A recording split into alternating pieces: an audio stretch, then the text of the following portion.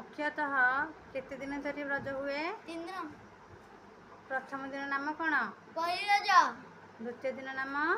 रज संक्रांति। रज संक्रांति ना आउको संक्रांति पड़े रज संक्रांति। शेष दिन क्यों स्नान बोली कह जाए?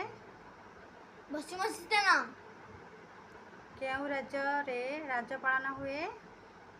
ओडिशा। कहार सत्य रज पालन? पृथ्वी। क्यों मासरे रज पालन करा जाए? जून मासरे। रज परंपरा पिठा कौन? पोड़ पिठा।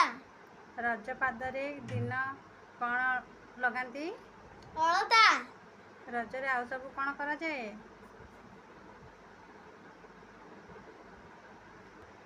सजबाज